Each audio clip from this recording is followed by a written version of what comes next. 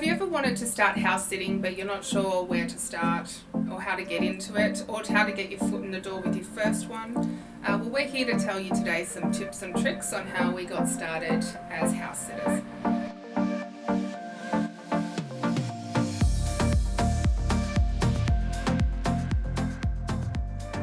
Welcome guys to A Guide to Wanderlust. I'm Ben. I'm Laura. And let's just talk about how we can get you that first house sit.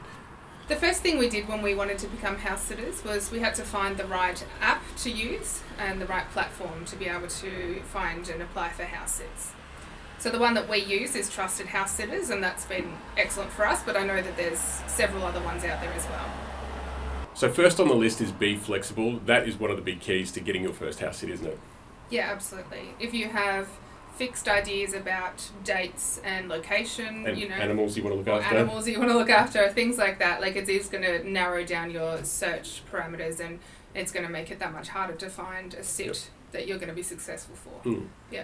The next is find a local house sit to get you started. Yeah, absolutely. I mean, before we started house sitting, I spent quite a few months applying for sits all over the world. I had no specifications. I just applied for anything and everything, and I was having no luck.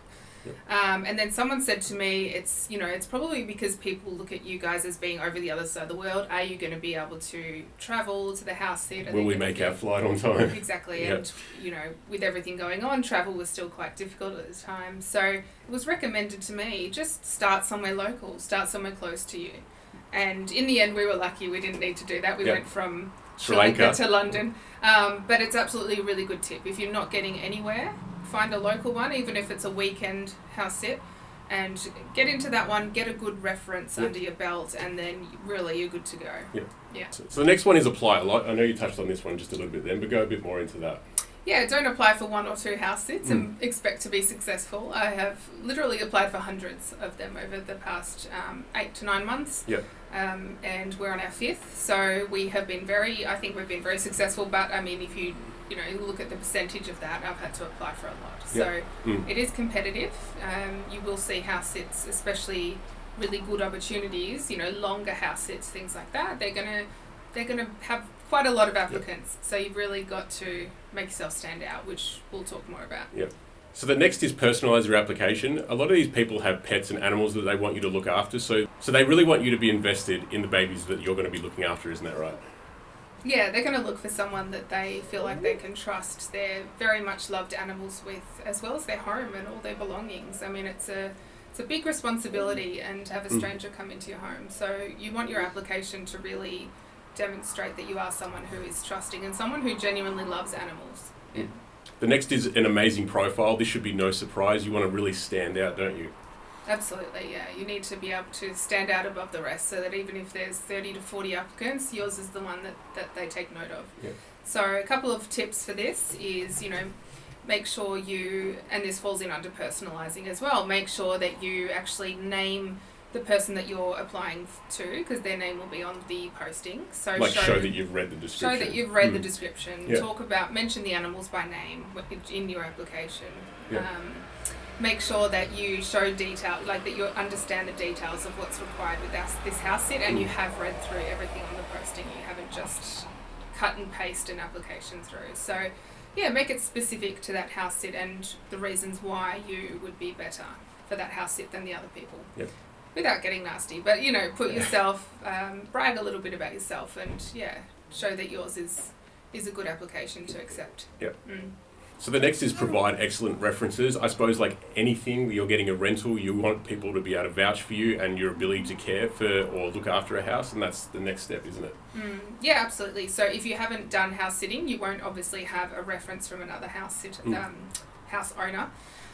Which always is very helpful, but you will be given the opportunity to provide character references. So a really good tip for this would be to provide character references, but also, if you can, a landlord or someone who's, who can show that, yes, you took care of a house and you are a responsible person. So it could be an employer or a landlord. It was quite funny for us, wasn't it? Because our previous landlords we couldn't get in touch with, so we used the landlord for Sri Lanka, which we stayed there for 5 weeks. So which was a lifesaver really for us, wasn't it? Yeah, so it was only a brief snapshot, but that was enough for that first house sit to accept us, thankfully. Yeah. So, and not everyone's going to require it. Some people might be happy with character references, but a lot of people won't even look at applications with no prior references. So this is the most important step, really. Yeah.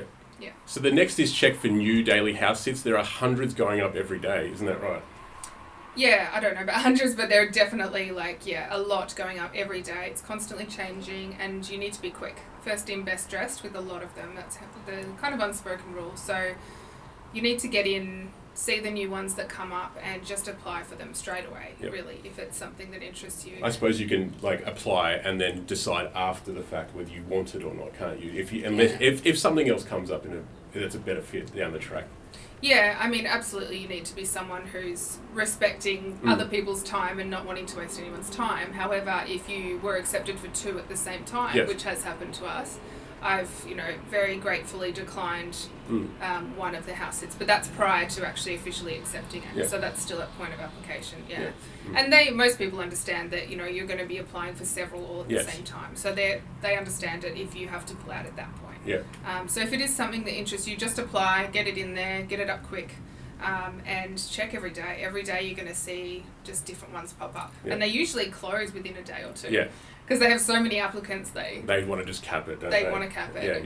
The less choice, the better, I suppose, if they found their perfect person. Yeah, and if you don't check for 3 days, you may have missed out on a whole bunch that have already come and gone. So, The next is apply quickly and reply quickly. This is a really big key, isn't it, to getting your first one? Yeah, so as we said, make sure you apply quickly, but then also if you get a response from the house owner, make sure you're replying quickly. Communication is positive and prompt. I think that we managed to get one of our house sits because a couple people didn't reply fast enough. The owner said that they were the favourite, these other people, but they didn't reply fast enough, so we ended up getting some of those house sits.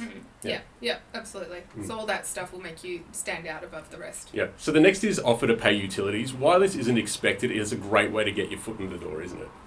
Yeah, that will absolutely make your application stand out as well. So most people don't offer to pay, but if you're applying for a house sit that's longer than a few days, so you're looking at a few weeks to a few months, I would just offer to, chip in or pay for the utilities you use while you stay there. So for us, that's helped because we are a family of 3, so we're going to be using more water, more power, and I think it's just polite and responsible to actually offer to chip in for what, the energy that we're going to be using. And we don't pay for our utilities anymore. That was just a way for us to get our foot in the door. And since then, because our profile is obviously so much better now, we have a lot of references and ratings under our belt, then we can get our house sits now. Yeah, we haven't needed it now with our good references, but it definitely helped us get our foot in the door with those first few. Yeah. So the next is present well in interviews. This is a big key factor, isn't it?